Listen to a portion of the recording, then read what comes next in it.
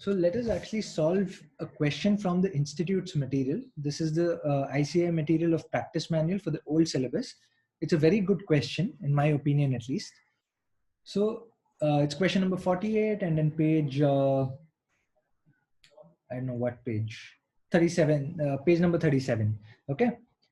So it says Mr. Dayal is interested in purchasing equity shares of ABC Limited, which is currently selling at 600. Okay. So Dayal is the name of the person, and the shares that he's interested in, the name of the company or the company shares he's interested in is ABC Limited, whose current share price is 600. Okay.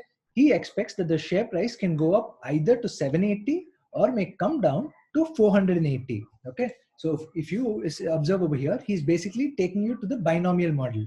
The current share price being 600, it can go up by 180 to 780, or it can fall down by 120 to 480 in a span of 3 months. So T is equal to 3. Okay. The chances of occurring such variations are 60% and 40% respectively. A call option on the shares of ABC Limited can be exercised at the end of 3 months. The end of 3 months basically indicates that he's talking about a European option and not an American option. How will the binomial model change for an American option? It does not impact a single period binomial anyway. Okay, a single period binomial is going to give you the same answer whether it's a European option or an American option. Okay, whereas for a two-period binomial model, we will see separately as to how it will impact if you're assuming it to be an American option. Okay, so at the end of 3 months with a strike price of 630. Let's first summarize the facts that we have. Okay, I'm just bringing the board on the screen. Yeah. Okay. So the current share price denoted by S is 600. The strike price is 630. Okay. And then what else did we have? The share price could go up either to 780 or it could fall down. It can go up either to 780 or it can fall down to 420. Okay. And then the chances of occurring such variations are 60% and 40% respectively. Okay, and then let's come to the question part of it. The first question is, what combination of share and option should Mr. Dayal select if he wants a perfect hedge? Okay, I'm reading the question again. What combination of share and option? So basically he's asking you to combine an option and a share if he wants a perfect hedge. A perfect hedge, like we saw, actually means a risk-free portfolio, because hedging basically means mitigating your risk, right? So if you want a perfect hedge, what he's basically trying to say is your portfolio or your combination of share and option should actually not be impacted by changes in share price, which means he's asking you to construct a risk-free portfolio that we saw under the delta hedging approach. Okay. And under the delta hedging approach, I told you that the most famous method is write a call and hold delta shares. Okay. So what combination of share and option should Mr. Dayal select? He should basically create a portfolio where he's writing one call option and he's holding delta shares. Okay. Now, can you give any other answer also? Yes, you can give any other answer also. We saw that there are multiple other alternatives of constructing a risk-free portfolio. But from an examination viewpoint, my recommendation is always use write a call and hold delta shares, because that is the most universally accepted method of creating a risk-free portfolio. Okay, so my recommendation is write a call and hold delta shares. That is in line with how the institute has answered as well. Okay, I'm not writing probability immediately, the 60% and 40% he is given in the question, but first I'm solving the question using delta hedging method. Okay, so first question is, what combination of share and option should Mr. Dayal select to create a perfect hedge? I think I'm actually losing. Okay, yeah. Okay, so the combination basically is write a call and hold delta shares. Hold delta shares, right? So we need to now calculate delta actually. We don't have the value of delta. Okay, the strike price is 630, which means that the value of a call option could be either 150 meaning the difference between 780 and 630, or it can actually be 0, because on the downside the share price is less than the strike price. Okay, so the delta in our, if you remember, what we used to do was y2 minus y1 divided by x2 minus x1, where x is actually the price of a share and y is price of an option or the value of an option. Okay, y is the dependent variable, x is the independent variable. Okay, y2 minus y1 is 150 minus 0, which is nothing but 150. And this was actually 480. I'm sorry, it is 480, right? Let me just quickly have a look. Yeah, it's 480. Okay, so divided by x2 minus x1, which is 780 minus 480, which is 300. Okay, therefore delta is actually equal to 0.5. Okay, so if you want to create a risk-free portfolio, okay, what you have to do is write a call, which I'm denoting as C minus, and hold delta shares, which means 0.5 S plus. Okay, 0.5 S plus basically means, this is S. Let me make it a little more clear. 0.5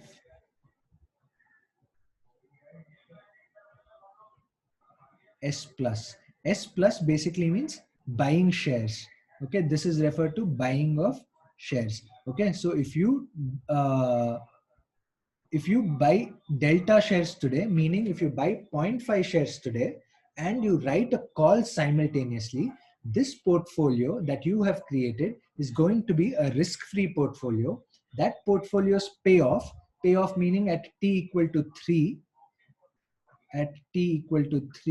is not going to fluctuate. It is going to remain constant irrespective of whether the share price is 780 or whether the share price is 480. Should we actually quickly prove it to you also? Let's go ahead. Okay, so again I'm just drawing the binomial tree. We have 600, which can go up either to 780 or which can come down to 480. Okay, now I have a portfolio wherein I've written a call option and I'm holding delta shares. Okay, let's say, so I'm just creating C minus and delta S plus. Okay, this is my portfolio. Okay, if I've written a call option, the strike price is 630. Okay, the share price is 780. Therefore, the call option actually gets triggered. I, as a writer of a call option, I have to pay the holder 150 rupees. Okay, the 150 is now a cash outflow for me, which I'm denoting as a negative signage. Okay, because I, as a writer of an option, since the share price is greater than the strike price, I have to perform an obligation. Performing an obligation is nothing but going to give me a cash outflow of 150 today. Okay, if I've bought delta shares at t equal to 0, then the value of these delta shares at t equal to 3 is going to be 780 into 0.5, which is equal to 390. Okay, so because if I've bought delta shares today, okay, my value of this delta shares at t equal to 3, which I can sell in the market at that point, is going to be 780 into 0.5, because I've not bought one share, I've bought only 0.5 shares, which means my value of delta shares is going to be 390. If at t equal to 3, I sell these shares, I am going to get 390. Okay, therefore the value of this portfolio is minus 150 plus 390, which is equal to, okay, I think it's, okay, 1 second. Let me not put it that way.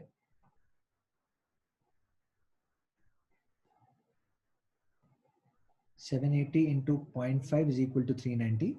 Okay, minus 150 plus 390 is 240 net cash inflow. Okay, this is positive, right? 240 is positive.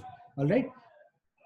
Now on the bottom side, on the downside, if the share actually is not 780 but is 480, the call option actually lapses and I don't have to pay anything to the holder of the option, okay, because the share price is less than the strike price, okay. And the delta shares that I actually bought at t equal to 0, the value of those delta shares will actually be 480 into zero point 0.5, because I have only 0.5 shares. So the share price is 480 and I have zero point 0.5 shares, and therefore my cash flow is actually 240, okay, which is again positive over here. If I buy delta shares today, which is zero point 0.5 shares today, and if the future share price is actually 480 at t equal to 3, I can sell those shares in the market at t equal to 3 and realize 240. Therefore, the value of my portfolio at t equal to 3 on the downside is 240 and on the upside is also 240, okay. Because I am going on the upside, I will have a cash outflow since I'm writing a call option which is going to get exercised, and I'm also holding delta shares where the share price is actually on the higher side, okay. So both of them actually net each other out. The benefit that I'm getting on delta shares is offset against the loss that I'm making on on writing a call option, in such a way that this portfolio is going to have the same value whether the share price is 780 or whether the share price is 480, and the value of that portfolio is 240, okay. So the way to look at it is, this portfolio where I've written a call option and I'm holding delta shares has a fixed payoff, has a certain payoff at t equal to 3 of 240, okay. Whether the share price is at 780 or whether the share price is 480, the cash flow is risk free, okay. So this, if I want to receive this risk free cash flow at 240, I need to buy this portfolio today, okay. If I buy this portfolio today, only then I will receive 240 later on, right? Just like how you buy a bond today to receive coupon and redemption value, similarly you first need to buy this portfolio of writing which consists of a call option written and delta shares bought. You will then receive 240 as a cash flow, okay. What is the price of this portfolio? The price of this portfolio is like a standard DCF, is nothing but the present value of the expected cash flow. The expected cash flow over here is a risk-free cash flow of 240, and therefore the discount rate that I actually need to use is the risk-free discount rate, okay. Are we using the risk-free discount rate because we have because we have assumed risk neutrality? The answer is no. We are discounting it using the risk-free rate because the portfolio is risk-free. Whereas in risk-neutral assumption, we did not use the risk-free discount rate because the portfolio was risk-free. The portfolio was risky, but we used the risk-free discount rate because we assumed risk neutrality. Okay. So the price of this portfolio is actually nothing but, I'm just denoting it as price, is equal to 240, which is the future cash flow, divided by 1 plus RF. Okay. This is nothing but present value of future cash flow.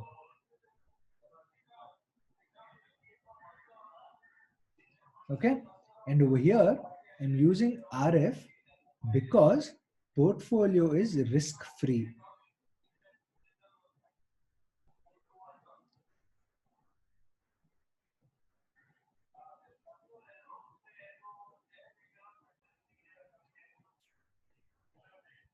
The portfolio is risk free. Okay, it is not because we have assumed risk neutrality. Under delta hedging approach, there is no assumption of risk neutrality at all. Okay, so if you actually go back to the question, the first question was, what combination of share and option should Mr. Dayal select if he wants a perfect hedge? We saw that it should be writing a call and holding delta shares where delta is 0.5. Okay, if we quickly go through the answer, he has the same thing. Delta is 0.5. The notations are different. He has used C1 minus C2 divided by S1 minus S2.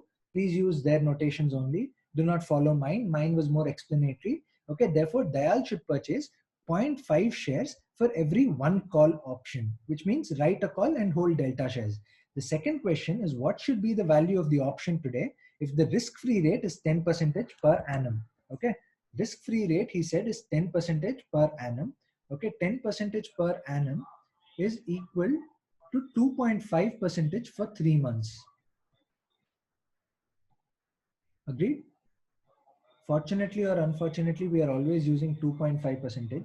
Okay. Therefore, the price of this portfolio, okay, it's not the price of call option, price of portfolio, where the portfolio consists of writing a call and holding delta shares. Okay, let me make it very specific.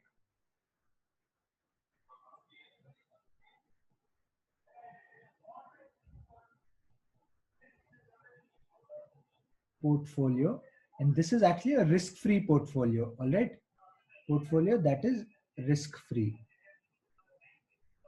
The reason it is risk-free is because the cash flows are the same whether it is whether the share price is at the bottom node or whether the share price is at the upper node. The cash flows are actually same.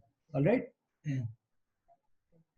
The price of the portfolio is then 240 divided by 1.025. Okay, the answer is 240 divided by 1.025 is 234.15. 234.15.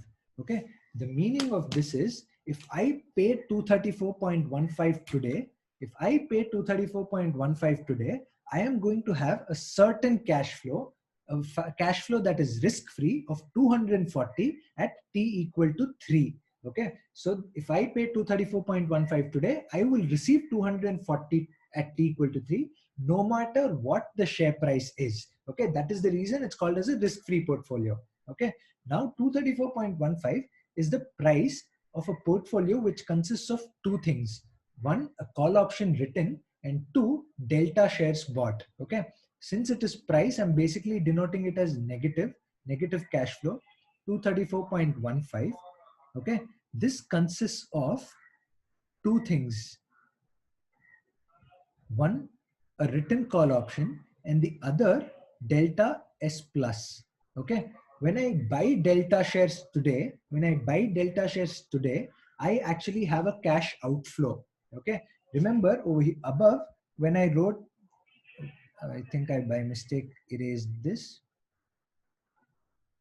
Over here, when I was calculating the value of delta shares, I denoted it positive because this is the value of delta shares at t equal to 3. Okay, so if I buy today, I will receive cash at t equal to 3. But for that, I need to first buy today, right? When I buy delta shares today at t equal to 0, I incur a cash outflow. Okay, although at t equal to 3, this is a cash inflow. At t equal to 0, it is a cash outflow. Okay, buying delta shares today is equal to a cash outflow of 0.5 into 600, where 600 is the current share price. Okay, if I want to buy 0.5 shares today, the cash outflow that I will incur is actually 300. Agreed? It was 600, right? Let me just quickly confirm. Where is it? Yeah, it is 600. All right. Okay, so the cash outflow that I'm going to incur on buying delta shares is actually 300. Okay, now imagine there is a portfolio.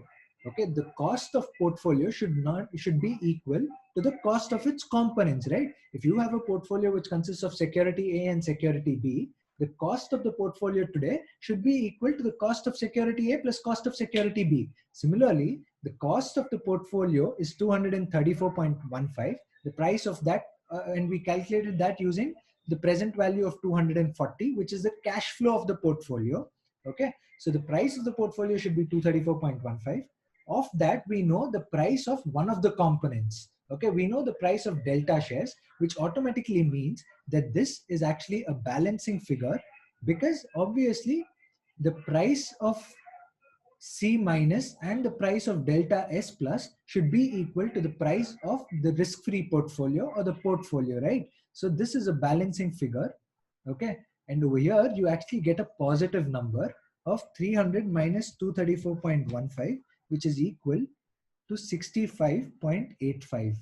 Okay, and the reason it is positive is because you have actually written a call option. As a writer of a call option at t equal to 0, you actually receive money. Okay, when you write a call option at t equal to 0, the holder pays you money as a because you have accepted an obligation to perform in future, right? So you receive a cash inflow today. All right, so the way to look at it is the price of the risk-free portfolio, which comprises of the option and delta shares, is 234.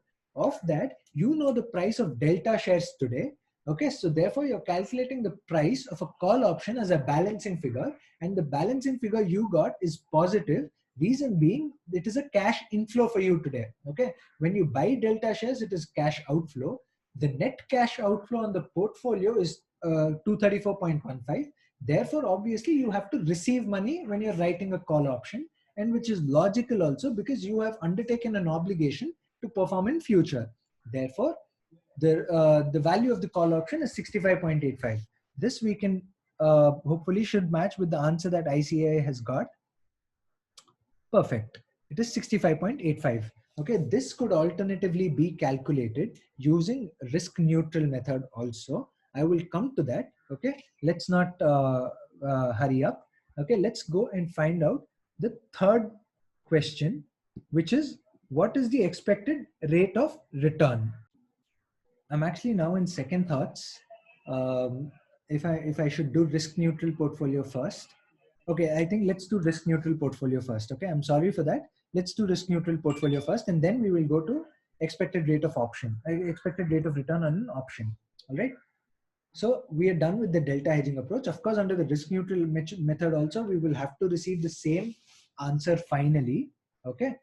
Now over here, the question basically, again, I'm drawing, let me just risk neutral method. Okay, the current share price is 600. It can go up either to 780 or it can come down to 480.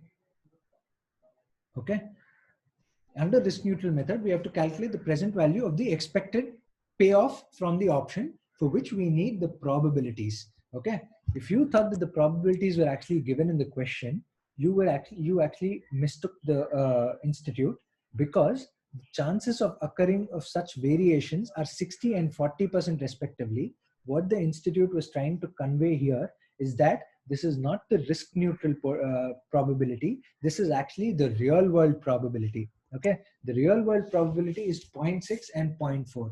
Do we need the real world probability? The answer is no, because even if you start working with real world probability, you will find the expected cash flow from an option, but you do not know what the discount rate should be, and you will face a roadblock there. Therefore, we assume risk neutrality, and then we calculate the risk neutral probabilities, which are denoted by P and 1 minus P. Okay, which over here, if I calculate using that formula, it is P is equal to R minus D divided by U minus D. Okay, R is nothing but 1.025, because we had 10% as the risk-free interest rate. Therefore, the periodic interest rate is 2.5%, and the interest rate factor is 1 plus 0.025, which is 1.025. Okay, U over here is not given in the question, but you can calculate U as 780 divided by 600, which is equal to 1.3.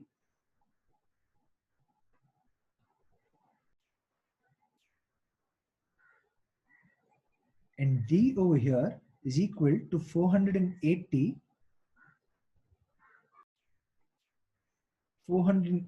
divided by 600, which is equal to 0.8. Okay, and over here also the institute has probably not fulfilled that condition that D should be equal to 1 by U. It's clearly visible, right? But that's fine. That condition need not be fulfilled always, but generally it is, but it's fine. Okay, I mean, heavens are not falling even if it is not fulfilled. Okay, therefore the probability is equal to 1.025 minus 0.8 divided by 1.3 minus 0.8, which is equal to 0.225 divided by 0.5,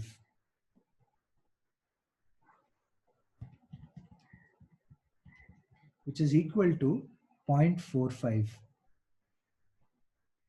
Okay, so the upside risk neutral probability is actually 0.45, and the downside risk neutral probability is actually 0.55, which is completely different from the chances or the probability that have been given by the institute. Okay, they've been actually clearly given to confuse you, but these are actually the real world probabilities. The risk neutral probabilities is 45% and 55%. Okay, 1 minus p is basically 55%, 0.55.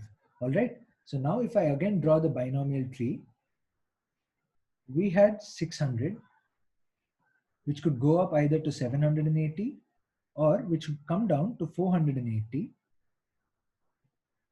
P 1 minus p, or rather let me put in the values over here. It should be either 0.55 or 0.45. Oh, this was 45,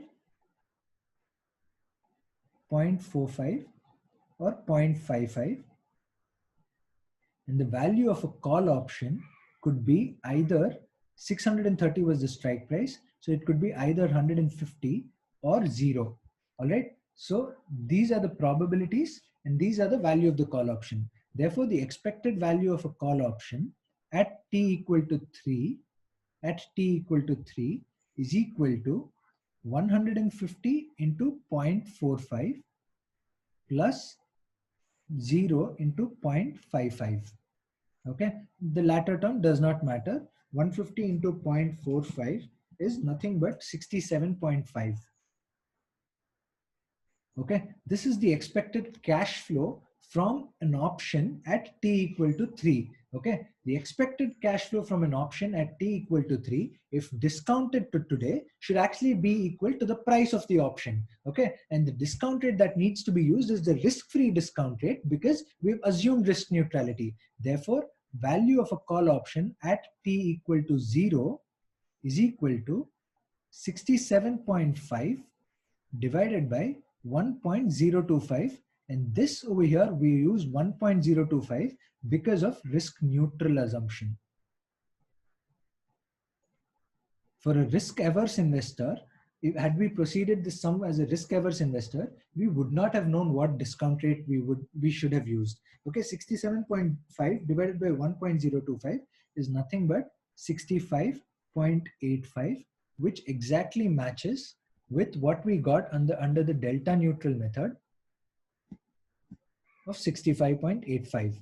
Okay, so the call option, whether being valued under the delta neutral method or the risk neutral valuation method, should give the same answer, which we have actually got. Okay, but the confusion in this question was the institute has given the probabilities, but those probabilities are required to be understood as the real world probabilities and not the risk neutral probabilities. Okay, and to be honest, if I were to actually modify this question, I would have given that the chances of these of occurring such variation in the real world, I would have made it a little more specific, but unfortunately that is not the case over here.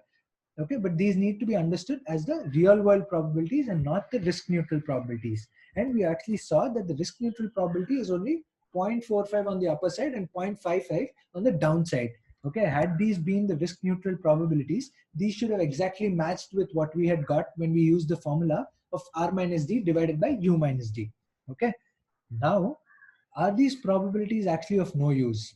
It is of use. It is of use in calculating the third one, which is what is the expected rate of return on the option. Okay, if you ask me, if they would have specified as what is the expected rate of return on an option under the risk neutral method, let us say, if that was the question, what is the expected rate of return on the option on a risk neutral method, the answer would have been the risk-free rate. Okay, because the required rate of return or the expected rate of return from an option under the risk neutral method is the risk-free rate itself. Okay, but the question is not asking you about the expected rate of return of an option from the risk neutral method. It is asking you in general, which means you have to understand it as the expected rate of return on an option from the viewpoint of a risk averse investor. Okay, so from the viewpoint of a risk averse investor, again repeating, the expected rate of return, we actually do not know, right? I mean, that is the reason we actually tried using different methods. Had we known the expected rate of return for a risk averse investor, we wouldn't have done all these, delta hedging method and risk neutral method and so on. We would have straight away calculated it, right? Okay, he's asking over here the expected rate of return of an option from a risk averse investor. And if you remember in the previous session, which I said was not much relevant for examination, okay, but we are actually going to use that method over here. Okay, we know that the value of an option today is actually 65.85. Okay, if I plot it, we have 600 as the current share price, which could go up to 780 or which could fall down to 480, which means that the value of the call option could be 150 or 0. And over here, now as a risk averse investor, we are concerned with the real world probabilities and not the risk neutral probability, where the real world probability is actually 0.6 and the risk neutral probability is actually 0.4. Okay. Therefore, the expected value of the expected payoff from the option for a risk averse investor at t equal to 3 is equal to 0.6 into 150, which is equal to 90. Right? And plus 0 into 0.4 is going to be 0. Therefore, I'm saying that the expected value of a call option or the expected payoff from an option for a risk averse investor is actually 90 at t equal to 3. Okay, we know that the option payoff is actually 65.8. The option value today is 65.85. Okay, so the value of the option today is 65.85. The expected value of a call option or the expected payoff for a risk averse investor is 90. Okay, the value of the call option today is 65.85. Therefore, we can back out the discount rate as 65.85 is equal to 90 divided by 1 plus R. Okay, R is nothing but the discount rate for a risk averse investor. For risk averse investor. Okay, and why have we put this equation? Because this is nothing but the discounted cash flow equation, right? The price today should be equal to the present value of the expected payoff. The expected payoff for a risk averse investor is 90, which is 150 into multiplied by 0.6, which is the real world probability. Okay, so 90 is the expected payoff from an option. 65.85 is the value of the option today in the risk averse world also. And then we calculate R as a balancing figure, which is nothing but the required rate of return for, or the expected return for a risk averse investor. Okay, which means 1 plus R is equal to 90 divided by 65.85, which is equal to 90, equal to 1.3667. Okay, which means R is equal to 36.67%.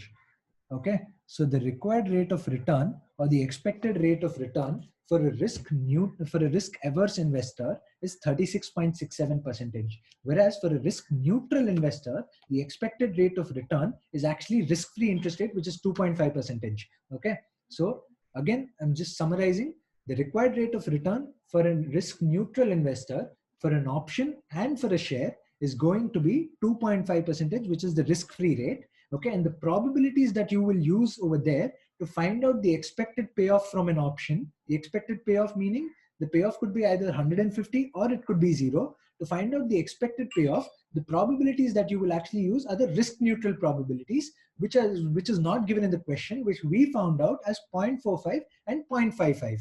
Okay, whereas now if you're valuing it as a risk averse investor, the value of the option is same. It is 65.85, but your expected cash flow is 150 multiplied by the real world probability or the risk averse probability, which is 0.6, which is given in the question. Okay, which is 150 into 0.6 is 90. This 0.6 is what we actually calculated in the previous session as 0.9, where we assumed a CAPM discount rate. Instead of giving us the CAPM discount rate and asking us to calculate the real world probabilities, the institute has actually given you the real world probability. Okay, so the expected payoff for a risk averse investor is 90, and we are now backing out the required rate of return, okay, in the same way that we did in the previous session, as 90 divided by 1 plus R should be equal to 65.85, which is nothing but the standard DCF definition, right? The price today, which is 65.85, should be equal to the present value of the expected cash flow at t equal to 3. Okay, therefore, when you equate, we receive R of 36.67%, which is the discount rate or the expected rate of return on an option for a risk averse investor. Okay, and this is for a period of 3 months. So on a per annum basis, it is actually 37% multiplied by 4. Okay, so I think this is one of the finest questions. Okay, although what I actually said as not relevant in the previous lecture is actually becoming a little relevant. But I mean, you don't have to really know to that kind of depth. Without knowing that also, you could have actually understood this. Okay, that is the reason, because over there I started off assuming a CAPM discount rate, I calculated the real world probability and so on. But over here I've basically done it directly. Okay, that's it for this session. In the next session we will be jumping to the 2-period binomial. All right, thank you guys.